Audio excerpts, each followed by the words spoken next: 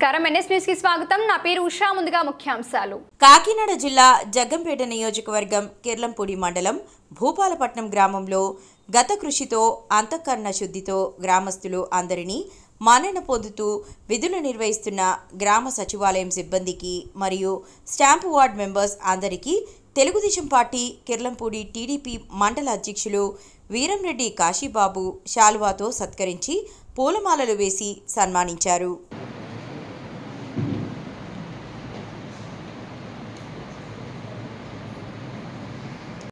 సత్కారం చేద్దామని ఉద్దేశంతో ఈరోజు ఇక్కడ రమ్మడం జరిగింది.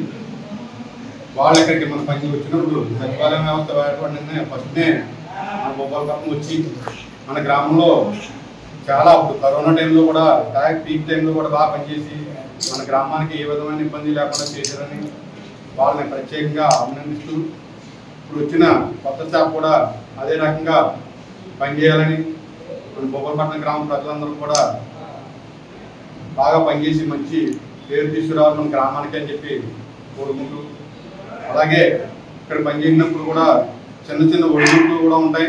ఇంకేంటంటే మేము ఏది కోరుకున్నా సరే ప్రజల గురించి అడుగుతాం. ప్రతి విషయాన్ని కూడా మిమ్మల్ని కొంత ఒప్పించి ఉండొచ్చు, మిమ్మల్ని ఇబ్బంది పెట్టి ఉండొచ్చు, దాన్ని అంచేదా భావించొద్దు. ఇంకేంటంటే ఏదైనా సరే మేము ప్రజలకు చేద్దామని ఉద్దేశంతో మేము ముందు మిమ్మల్ని ఇబ్బంది పెట్టడం జరుగుతుంది.